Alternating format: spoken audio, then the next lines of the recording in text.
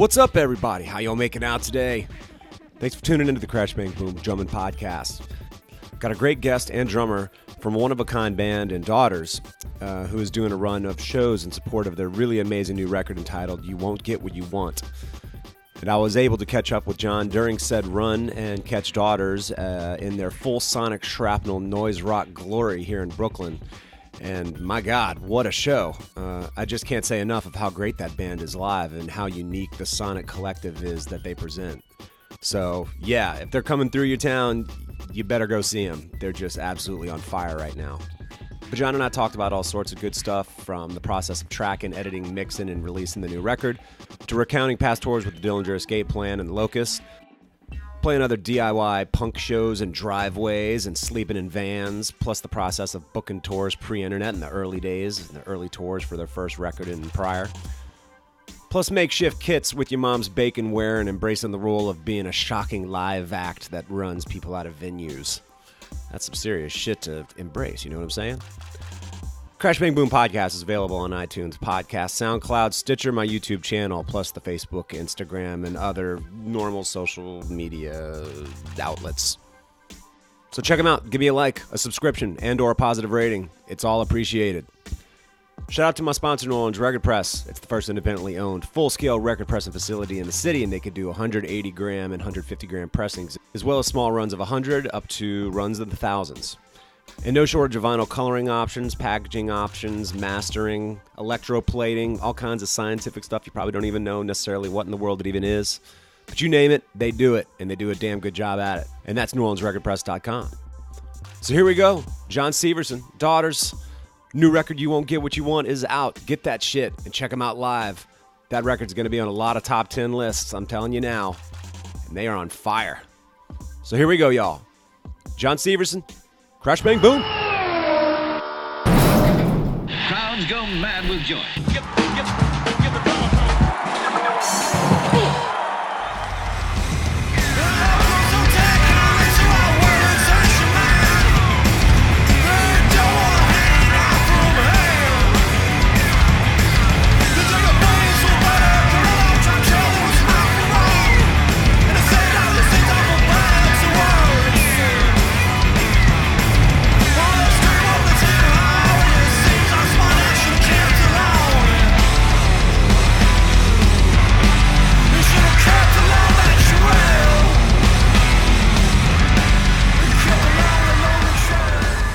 All right, Jon Syverson of Daughters, what's happening, dude? Hello, man. Thanks for coming and talking to me. Of course, man. I'm glad to talk to you. Your new record has been fucking my brain up as of lately, so I'm now happy to then talk to you about it and maybe pick your brain as to all these strange records y'all have been making throughout the years. Sure. Shoot. What do you got to say? Thus far, man, y'all are on a little run here for this record. How many shows are y'all into it at this point? This is night 4 of a 5-night East Coast run. Okay. And then we do 5 nights on the West Coast. Nice. Then we fly to Denver, and then we got 2 shows in Chicago. Okay. And then we go home for the rest of the year. And then 2019, we're going to announce it, but we start strong. Big U.S. tour, some European stuff, and beyond. Awesome. Yeah, I hope so. There's a lot of buzz about the record, man. I was telling you about it earlier, man. I feel like a lot of my friends have really been already saying that it's their favorite record of the year, and that's cool. I think it's definitely the production of it and the content itself and just the package, the whole thing is a really it's a nice package. You got a nice package, bro. That's what I'm trying to tell you here. We try, there's a couple things you can get right with age, and making sure your package is nice and polished is one of them, I guess. Yeah, we got lucky on that one, but yeah, I mean it was kind of a nightmare getting it together. Really? A long, drawn-out process, but we didn't want to rush anything. Yeah. And we're all happy. But by the time it came together, we're almost in disbelief, like, whoa, we're done? Really? Like, we got it? It's just... From tracking to releasing, how long? It's just, with the whole break, and when we stopped playing together, I moved out to Austin, Texas. Okay. And Lex, the singer, he now is in Pennsylvania, so to get together became the challenge. Right. So we get together really rusty, and we have to go right into writing rather than, we have like 3 days to write and make it count. Jesus. So that was our, music diet, I guess, for years. went into the studio, recorded 5 or 6 songs, and ended up shelving that. And that was just like a big, I don't know, that felt terrible, you know? We're just like, maybe we can't do it. Really? Yeah. And we just kept pushing. It was just really frustrating. It was really tough, you know what I mean? With that first recording that y'all did, how long ago was that? That was probably 2014 or 15. Wow. Yeah. Yeah. So, like, you know, a lot of that became content that's now revised in the record now. Okay. Like earlier versions. I guess it was just a really strong, expensive demo. Yes. that we got to just learn what you don't want to do if you're us. Right. But you know, it all worked out for the best. But at the time, it just felt like, holy shit, I don't know that we can do this anymore. You know? Oh my God. You know, and not for lack of trying, but. Are you still in Austin, Texas, or are you? Yep. Oh, really? Okay, Yep. I did not realize that. So y'all are spread out. We are, yeah. So then, where is the home base to actually write and get the jams our home together? base is still Providence. Okay. So that's where everything is. That's where we all get up to. Is the task is getting there, you know. But yeah, I mean, we figured it out. Is Nick the guitarist? Is he in Providence Yep, still? yep. Oh, Nick okay. and Sam, the bass player, are there. Gotcha. And that's where our gear is. That's where our practice area is. So yeah, that's where it will be. Well, man, Daughters, I guess if the first record came out in 2003, and y'all have had some breaks there, the longest of which from the self-titled, I guess that was 2010 to now this one coming out almost 8 years later. Yeah. What was going on in the interim? We started writing again, so I guess we did reunion shows. Well, they weren't reunion shows. It was just us picking up, but the rest of the world obviously sees it as a reunion show. Yeah. And there was no guarantee there would be more after that. So Yeah. whatever. Yeah. Call it what you will. We played 2 shows then, but we already had some material, you know, being written. Okay. So 2010 to 2013, it was really 3 years where we kind of stopped for sure. Yeah.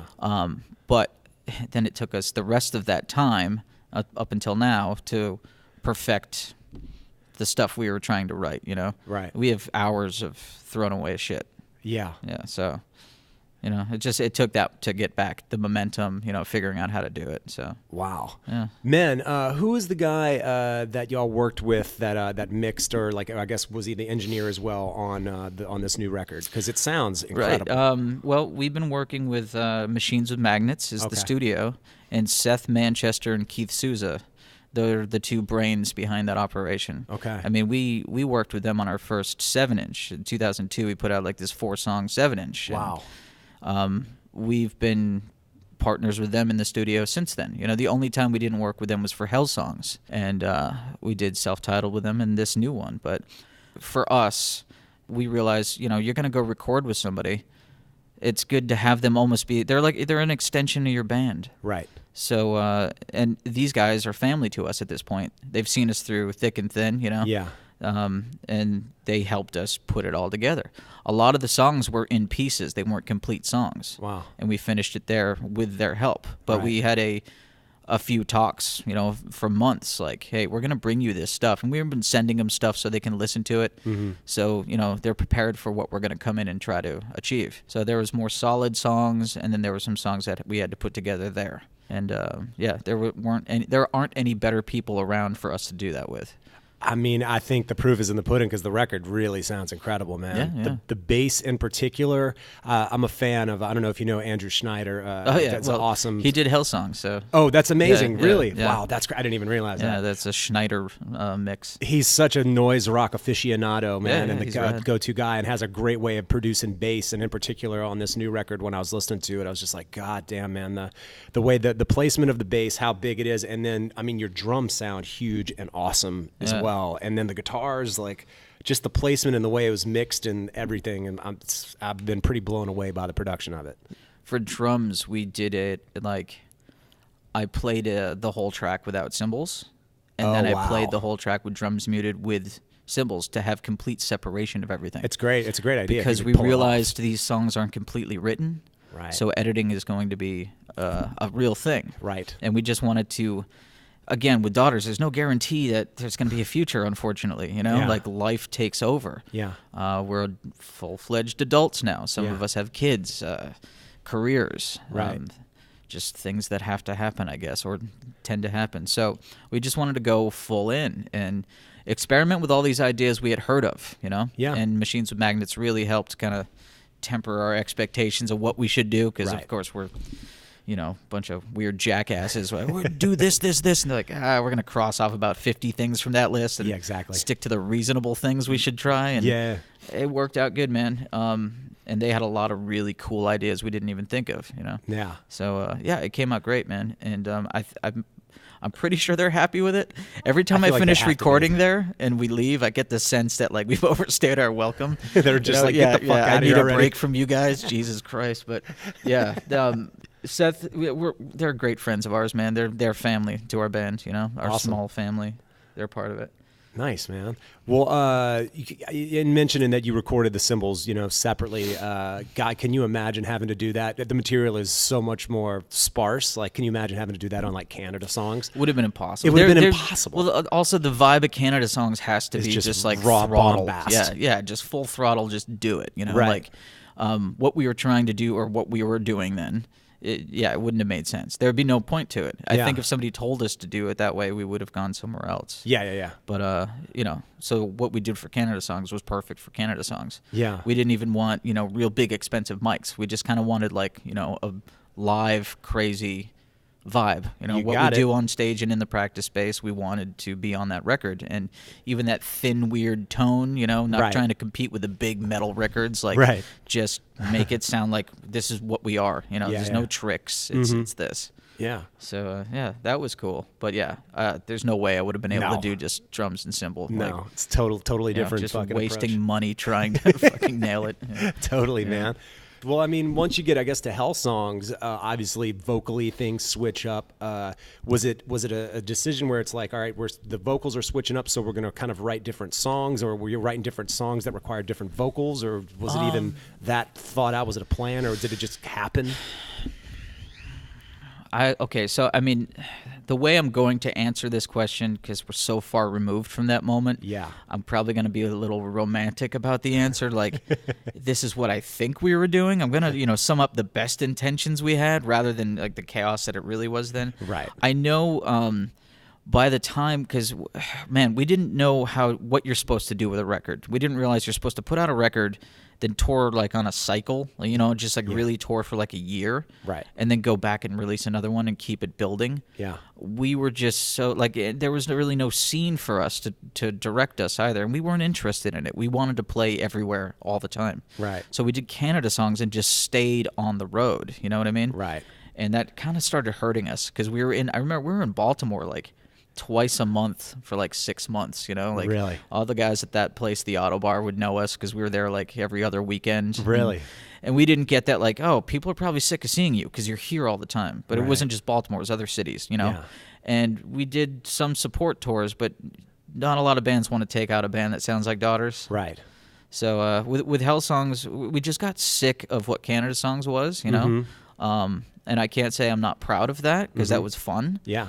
But Hell Songs, we wanted to take it a little further, make it a little more structured, but just as hard to listen to. You know what I mean? Sure. Like still kind of piss in the ear of music in a way. Sure. But, I think to this day that there's an aspect of what I call almost like anti-music approach. Totally. Yeah. I mean, we knew nothing about, verse, chorus, anything like that, or I don't know, melody, Yeah. But the idea was just like, I think we had all came from other serious bands. Like a couple of us were in like metal bands, and those bands were meant to stay as metal bands. Some of us came from a hardcore background. Those bands we were in previous, those were meant to be, this is my hardcore band. Every record's going to be a hardcore record. Right. Now with Daughters, it was almost like the first few songs we wrote, we would just be cracking up laughing. Like, that's a song. Nice. Cool, next one. It was the same sort of idea, just carrying on, building onto it. But the band could never stay the same, like we didn't want to hear that. Right. So the only way to make us happy was to just like kind of push ourselves to make it grosser in a way. And I think we did. And man, the time that Hellsongs came out, there's so many metal whatever bands, right? Yeah. Everybody we're playing with is just screaming. Right. Just sitting backstage, just hearing scream after scream after scream, and just like, Oh, I know. man, what the fuck am I listening to every night? You know, it's just like an earthquake. And I do like bands that do that. Don't get me wrong. No, you know? but hearing it constantly is Yeah. the redundancy of that is almost nauseating. Yeah, there's also the idea of you're getting pigeonholed too. Exactly. You know what I mean? So Right. we're like no offense to these bands, but this has not been Daughters. Daughters has never been a band that, you know, oh, you sound like His Hero's Gone, you're only supposed to play with His Hero's Gone sounding bands. You Yeah, know, yeah, like yeah. we just kind of wanted to go wherever. We just wanted a stage and to go to it and play it. I don't care if you're ska bands or B-52s or whatever, man. Like, Right. we just wanted to play. Yeah. And we weren't getting received well ever. Yeah. So it was funny to us. Yeah. You know, people kind of, they see a band setting up, they kind of walk towards the stage when they get the vibe you're about to start, and then you throw Daughters at them and just watch the club clear out. You know, that I don't know why, but that was hysterical to us. And then when it started kind of working and catching on, we were like, oh, well, the fun's kind of gone now. Oh, well, that's hilarious. Use some contrarians. I think we should maybe make it, you know, harder for the people that are into this. Yeah. The next thing. And Right. it's also, we had crossover into the metal scene. And the one thing I got to say about the metal scene is you don't fuck with people's metal. Right. So people got pissed. And Oh, I people are guarantee still it. angry. People are still, you can't start off as kind of metal and then fuck it up for people. 'Cause Right.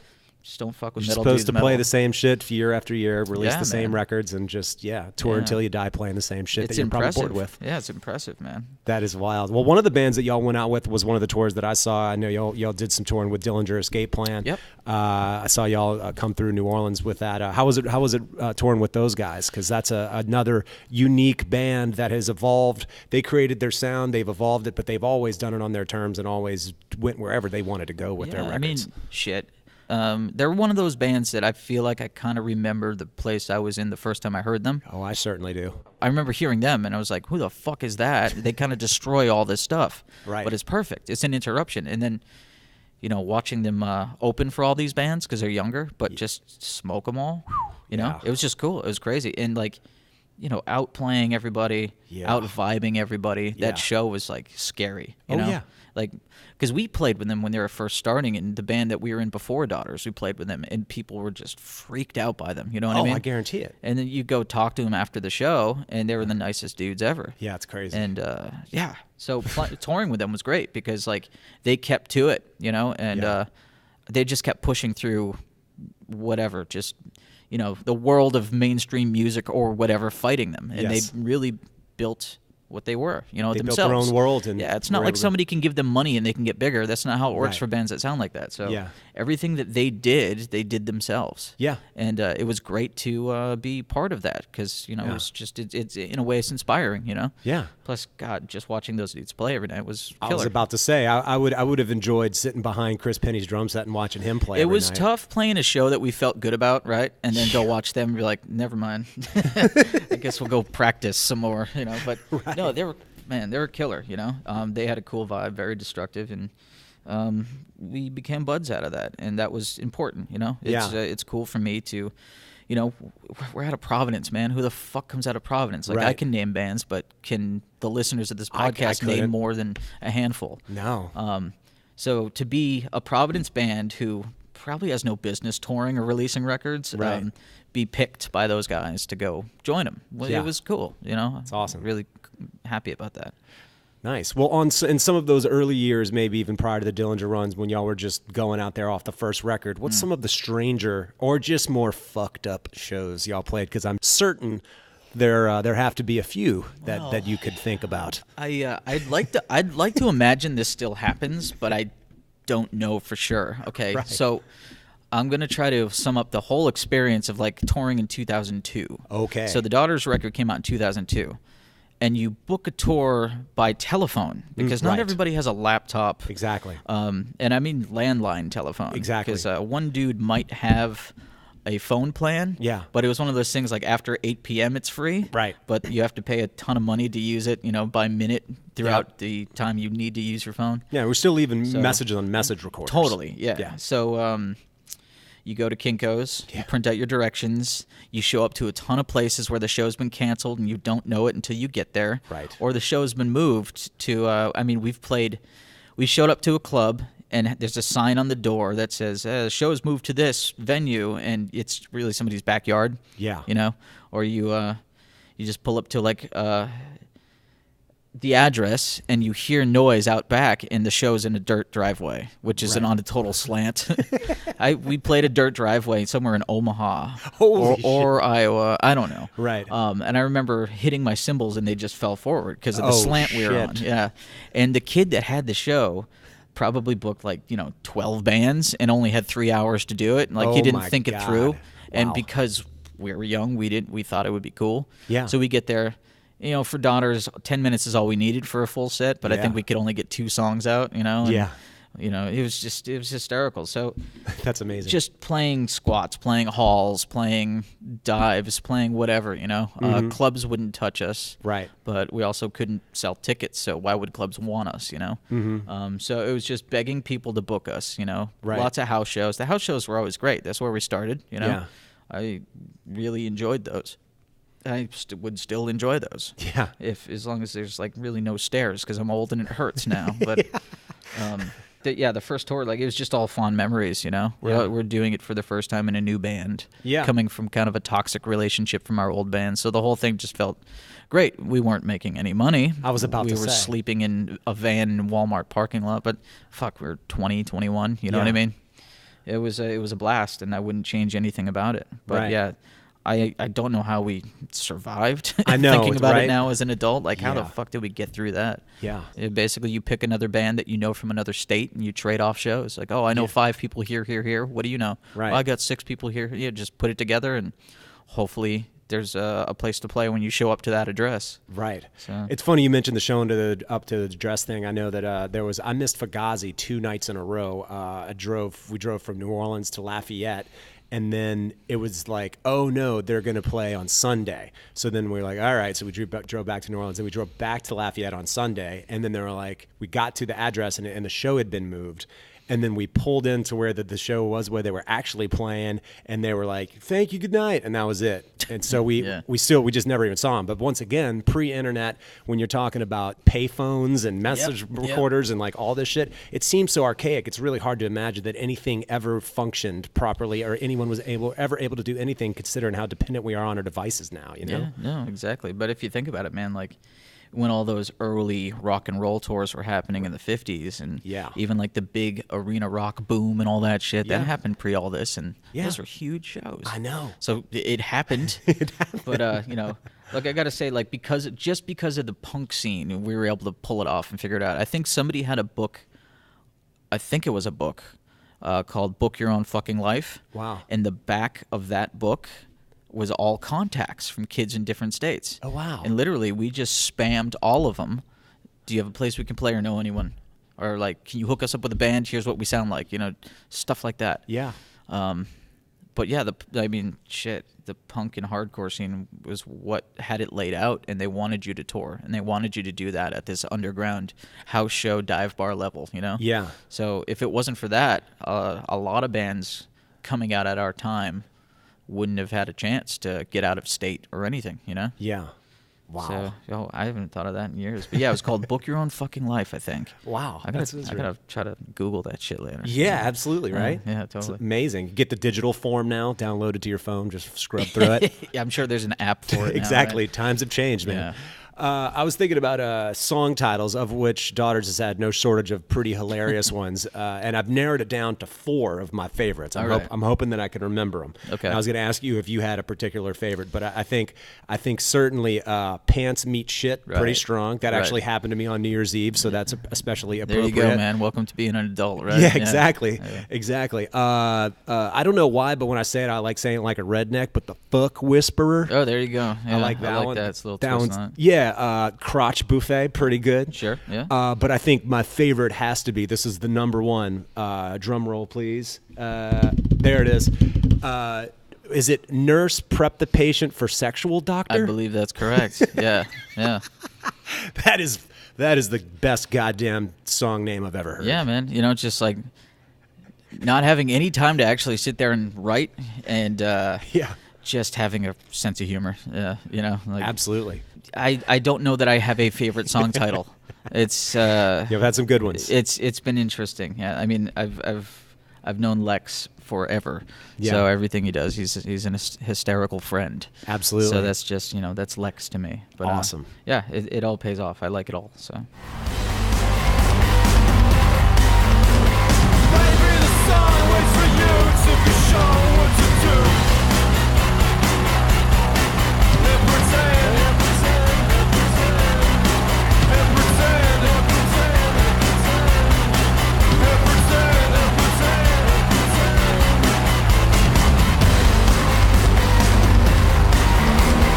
maybe the sun waits for you to be shown what to do. All right, so we were talking about, I guess it sounds like Daughters was doing its thing in around 2002 or so. I know you had some bands prior to that. How did you end up playing drums in the first place? Why the drums?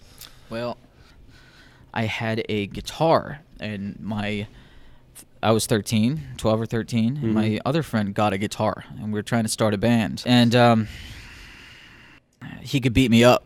It was just like, well, I want to be the guitar player, or I want to be the guitar player. And it's like, no, we're going to have to fight for it. Right. And he could beat me up. So that was that. Yeah, I had to, to stay in that band that we didn't have yet. I had to learn another instrument. So it was like, I've got to be a drummer. Wow. A buddy of mine had a hand-me-down, like, Ludwig snare drum with a hard shell case. Uh-huh. It was like elementary school issue. I know you exactly what I mean? I have the Yeah. case, same It's got case. that small snare Yep. and stuff, or Yep. a stand and stuff. Mm-hmm. They were known for throwing that around at parties, like Right. shitty little BMX moms out of town. Let's drink all the soda parties. Right. I got a drum. Let's make loud noise and trash the house. So Yeah. I asked them if I could use it, and I kind of just held on to it. So that hard case became my kick drum and my hi-hats and everything else. Everything. And the snare, it's the snare. And Yeah. me and my 12, 13-year-old buddy probably wrote an album's worth of original material just like that. Yeah. And it took me probably until I was 13 or 14, finally talked my parents into buying me a kit. Yeah. Yeah, and then Were they resistant to that? Totally. Well, my dad didn't want, life being louder in the house. Fuck no. Yeah, No, of course not. why would he? Yeah. He's like, it's fucking classic American dad. You just shut up. I'm watching the news. Okay. Right. But got a drum kit, and just I had to absorb it and spit it out fast. Otherwise, the guys I'm playing with, I just got a drum kit, and Right. they're expecting me to now be able to just go from that case and that snare to full drum kit. So Right. little growing pains, learning curve, but I feel like I picked it up pretty quick. Yeah. But the part that was the best was, oh shit, these don't come with cymbals. Right. So I had to take all my mother's cooking pans and do you remember in Christmas there's those barrels that all the popcorn comes in? Yeah. It's like caramel, Yeah. cheese, and I don't know what, classic flavor. Absolutely. Yeah.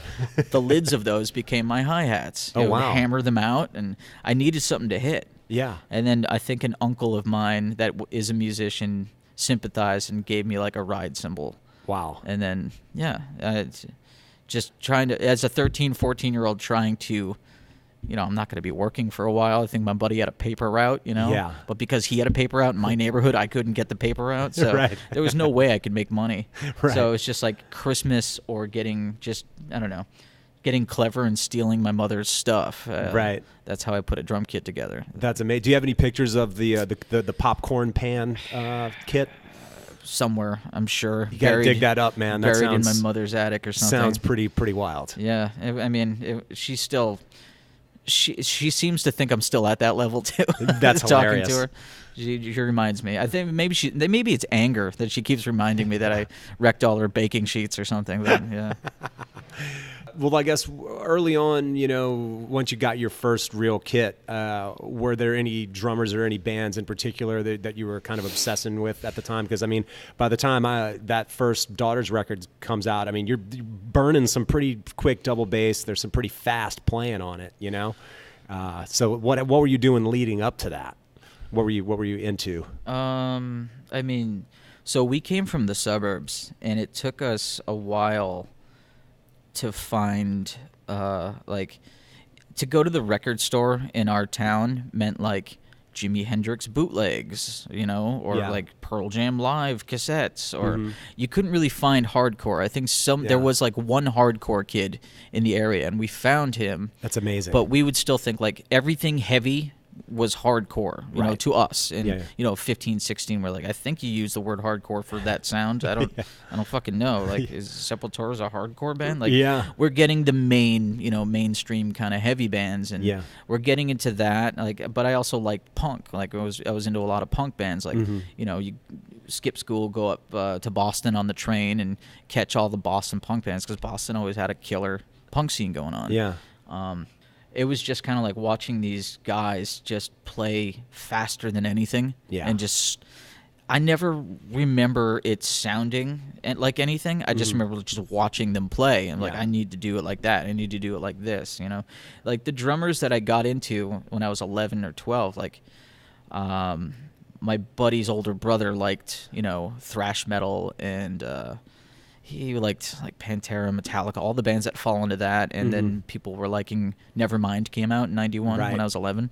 So I wasn't about Dave Grohl. I thought Kurt Cobain was cool, but I wanted to play like his drummer because I thought he was cool. Sure. And it just took me kind of getting old and be like, yeah, Dave Grohl's actually a pretty badass drummer. But, for sure. Yeah. I don't know. Just so that's where kind of I started. And it was just like listening to it and figuring it out because I couldn't afford a lesson, and I couldn't get to the places where they were teaching, nor did I want to be taught by anybody. So, and I was doing pretty good picking it up myself. Yeah. Got to a place where now I'm starting to find hardcore bands later in life, right? On Sunday nights, there was a college radio station, and I think around like maybe 2 a.m. they would do Nasty Habits, and that would premiere all this metal stuff. And it was actually the guy doing the radio show was Mark Thompson, who ran Hydra Head Records. He ended up putting out our records later in life. So it's crazy how that met up. Cycle, but basically, Mark kind of fed us all the new metal hardcore bands that were happening that we wouldn't have been able to get without that radio show because we're in the sticks of Massachusetts. Was this kind of late 90s or mid 90s or 96, 97? Right. Okay. Somewhere in that. Because by 98 we were already recording music as hardcore bands or metal bands, or just getting our feel of it. We would do a 4-song demo and we'd be called this, for 2 months, and then we'd change the name and just throw away the songs and do this now. And so learning curve, but I think we finally found our niche. And terrible band name, but we call ourselves As the Sun Sets. Okay. And, that's not so bad.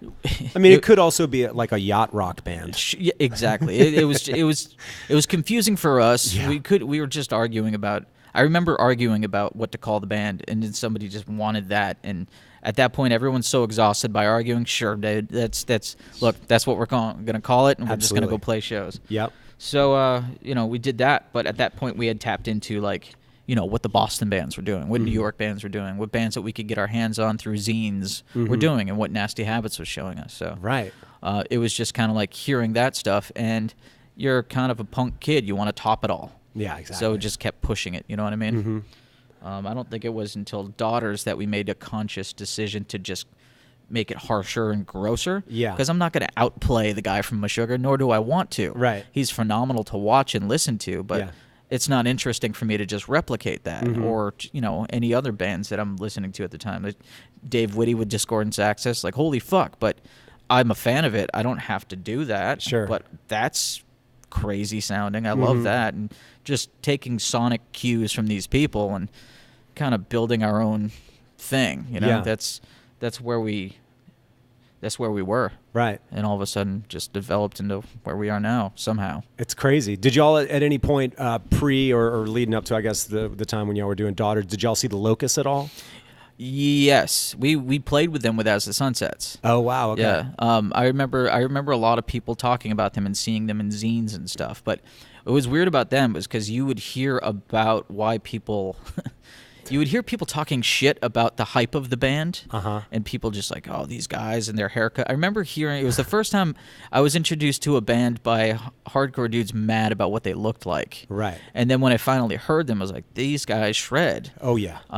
What are we all angry about? Like, it's really interesting. And if it's not your thing, don't fucking listen. Yeah. You know what I mean? But then, maybe that takes us back to what I was saying about like metal. You don't fuck with people's metal. Right. Like you don't shit on it or change any format about it. You keep metal. Yeah, the Locust could shred. I remember we got the chance to play with them, and we did, and they were great, and we became buds from that point. So That's sick. and then when we did, started Daughters, like we got to play a few shows with them, and they remembered us from our previous band, and Yeah. we finally put a tour together in 2007. Nice. It took that long to finally put us together for a full tour. Wow. But yeah, we were always buds with them.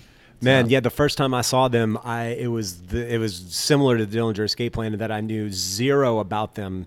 So to see Dillinger knowing zero about them, and especially seeing Locust when I knew zero about them, just walked in and was like, what the fuck they were wearing their costumes. Oh, I and see. like- Yeah. And Gabe Serbian was playing drums with them at that point, and I was just like, I had certainly same in seeing Chris Penny when I was like, I've definitely never seen somebody play drums like this. And then when I saw the Locust, I was like, what the fuck, man? I've definitely never seen somebody play drums like this. Gabe's like Bruce Lee of Oh, dude! drums, I thought man. they were He's- Japanese because they sing so high, and they were all these kind of like smaller, kind of thin guys. Yeah. And I couldn't tell because they had their costumes on or whatever, So me and my buddy were like, "Oh shit, these guys are Japanese."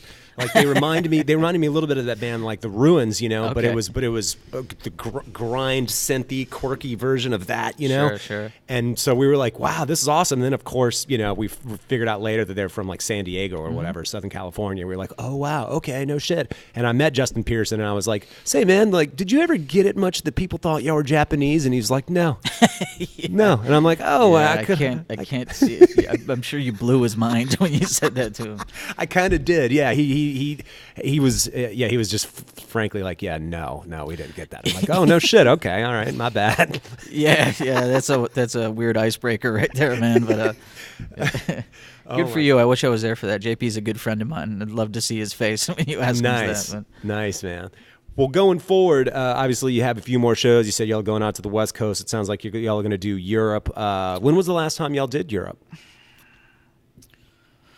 I want to say 2007. Okay. So that feels right. Okay. That answer feels correct. So turn off Hell Songs. Yeah, we did Europe. We did it by ourselves. I remember we did some shows with that band Don Caballero. Oh, awesome. That was cool. And then we took our first support tour. This band Fala Troy asked us to play. Okay, yeah, I know. And we didn't know much about them or what's going on, but just again the whole I don't give a fuck. We'll Right. go play, you Yeah. know. And that was interesting because Fala Troy had their own thing together. We knew really little about them. Mm-hmm. Went there, all the shows were selling really well, and that's when I realized there's this whole other kind of scene. Fala Troy, they had chops similar to the basement bands and the craziness, the world that we were coming from, but Right. at some point it really wasn't that way at all. So, this club is packed with little kids that want to see that band. And it's just we're this just audio disturbance in the way of them. And it's funny to watch, these are younger people that come to Daughter shows just hate. They just fucking hated us. I bet. But that was a lot of fun, too. That's amazing, Yeah. man. I love your provocative spirit and embracing that because it always makes me a little nervous. I don't know that I could be in a band that did that without feeling like, oh man, I'm making everybody uncomfortable. Like I would kind of psych myself out. But I always appreciate a band that can say fuck that and go for it. Well, look, I don't know, man. It might be a mixture of some of my favorite memories of being terrified of bands, you know? Yeah. And at this point, I'm at a show every day now, you know? Yeah. It's nice to see a band kind of scare you. And that combined with, we're just lucky to be on a stage. Because I don't know how many bands I knew coming up that never left their practice space. Yeah, Maybe they're lucky to get one show a month in their town. They Right. can't get on the road. Here I am in Germany bumming out 500 people in a club. I'll take that versus being stuck in a practice space. You know what I mean? Oh, that's amazing. That is good stuff, dude. With the releases of Daughters being spread out and whatnot, what have you done? I know that you said you do tour managing. Yeah. So you go out and are you going out on the road with these bands? So you travel a lot? I was basically just putting all the details together for bands, and I mean, tour managing, man. There's a lot to say about it, but there's not much I care to. It's just like, depending on what company you work for, because like it's not like I'm in a van and trailer situation. Like we did arena tour in India, China, Africa. Like I was, working with many different genres of music. Like you get to that point where you're a tour manager on call. Like you're tour management, logistic management for a company that's on the road. You know what I mean?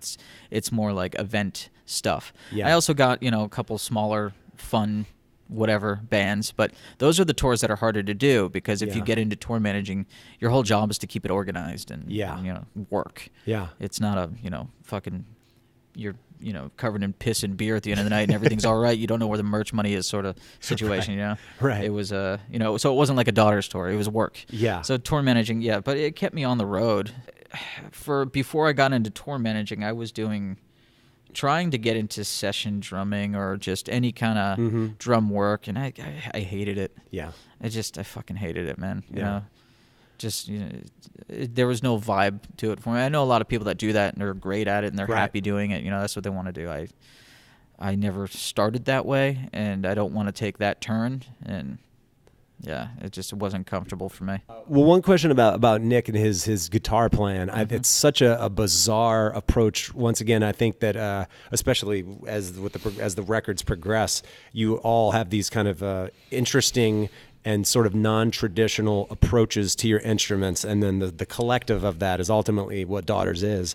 But it's a really unique blend of approaches and sonic qualities and stuff that makes it. So in particular with Nick's guitar playing, man, what is it like playing with him and his, I mean, are you shocked by stuff that he comes up with? Well, Nick's he was like the perfect fit for us. So Nick, when we were coming up prior to Daughters, our earlier bands, Nick was also a guy in town with other bands, and our bands were pretty similar. So when it came time to actually, play in a band together, it fit very quickly, because both of our styles were pretty similar, but nothing like anybody else, really. You know what I mean? So it was easy to just pick it up and get going.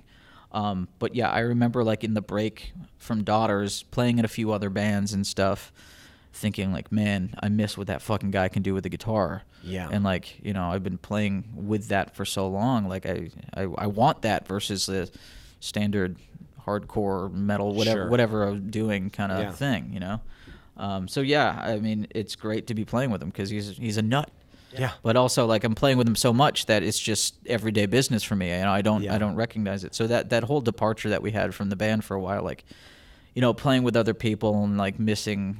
Man, I wish the front man would, I guess, be Lex. Yeah, exactly. I'd be playing shows with other bands and missing Daughters. Right. And that's where I was like, fuck, that's a bummer. But yeah, Nick's he's a lot of fun, man. And the shit that he can kind of pull out of his ass is it's wild. It's great. Yeah, it's a pleasure. Absolutely. It's a pleasure to put drum beats to whatever that is. Exactly. Yeah. He also knows me well too, so he can kind of write with me in mind, you know? So it's a very good back and forth relationship with my guitar player. Right.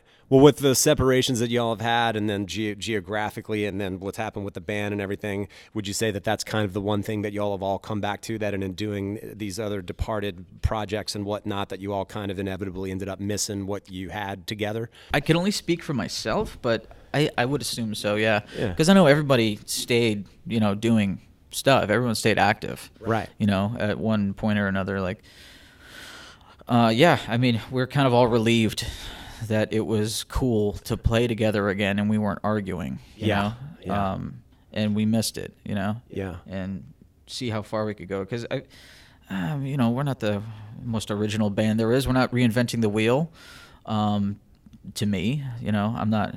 But I know that it's special what those people in this band have together, Yeah. And we can't necessarily bring it to any other bands we're in. You know? Right, exactly. I've failed at that with other bands. What the fuck are you doing? Just play it like this, man. I'm like, oh yeah, sorry. Right. Sorry That for happens trying in Daughters. Sorry to try to make it interesting. Yeah, I've got people like, dude, stop doing that Daughters shit. Just play this. I'm like, got it, man. Yeah, you got it.